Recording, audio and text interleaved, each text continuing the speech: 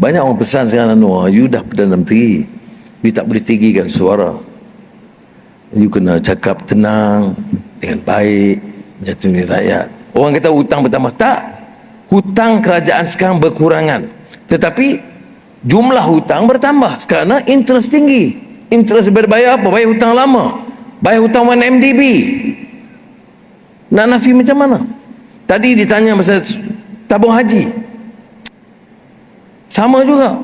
Saya macam mana nak lupa, hutangnya puluh bilion. Felda, sekarang saya jaga Felda. Dulu masa Raja Alias, siapa kata orang Melayu tak pandai jadi pengurus? Raja Alias, Taib Anda, brilliant, good civil servants, committed. Dia menjadi Felda tu dia life, Peneroka itu sebagai keluarga dia. Kemudian ganti,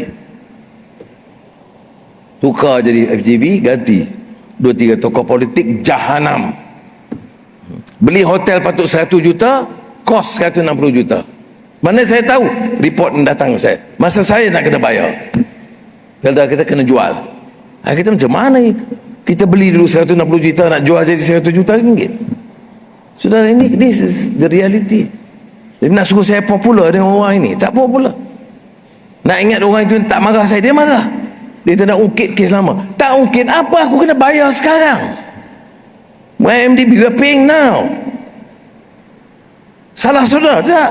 Salah pengurusan Felda? Tidak. Tapi kita kena bayar sekarang. Berapa? Tiap tahun 980 million ringgit. Tiap tahun. Bukan marah. Media kita, Anwar cakap suka marah. Bukan marah. Saya pun manusia. Dan masih dia tahu, no, kita bagus. Bagus apa ni?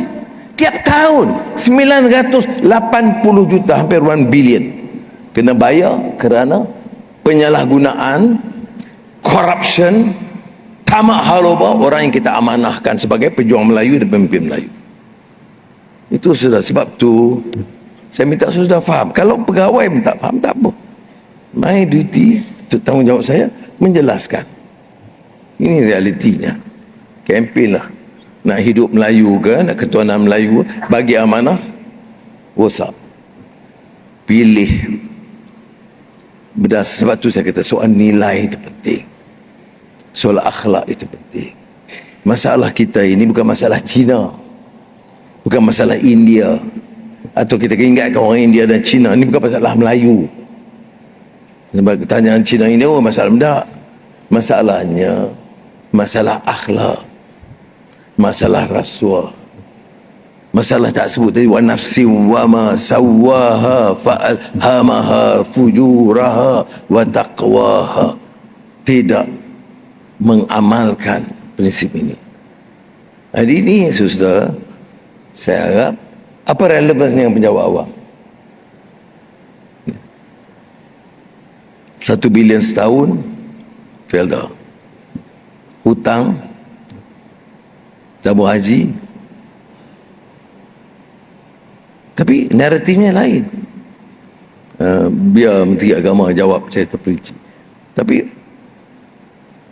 apakah semua penjawab terlepas? Tidak juga. Ada yang mungkin sebahagian kecilnya bersekongkol. Sebab itu mesej kita, kecekapannya, akhlaknya, ketulusan harus kepada semua. Mengapa saya sampaikan? Kerana dalam pengalaman saya lebih 3,5 tahun di Perdana Menteri, saya lihat ramai yang mahu negara ini selamat. Masih ramai, majoriti masih mahu keadaan baik dan tidak mahu imej sama ada orang politik atau orang pedagang atau pejabat awam tercemar kerana khianat dan kerana tamak haloba. Saya yakin negara ini boleh capai ke tahap cemerlang. Saya yakin anak-anak kita boleh diberikan pendedahan, pencerahan, mutu pendidikan yang terbaik. Jadi tanggungjawab kita ialah berikan khidmat sebaik mungkin. Saudara mewakili negeri-negeri, ya, itu yang relatif jauh lebih baik daripada setengah negeri kita. Tapi sudah juga ada yang dari keluarga yang tidak semuanya senang. Saya dari kelas pertengahan, betul. Tapi saya dibesarkan juga di kota kecil Bukit Mentajam dan di kampung Corotokun. Dan saya syukur alhamdulillah kerana pendedahan di kota kecil dan di kampung itu mengajar saya bahawa tidak semuanya indah yang dilihat dari Putrajaya atau di Dewan yang indah ini. Tanggungjawab kita, buatlah sebaiknya. In uridu illal islah mastata'tu, bawa perubahan sebaiknya untuk semua.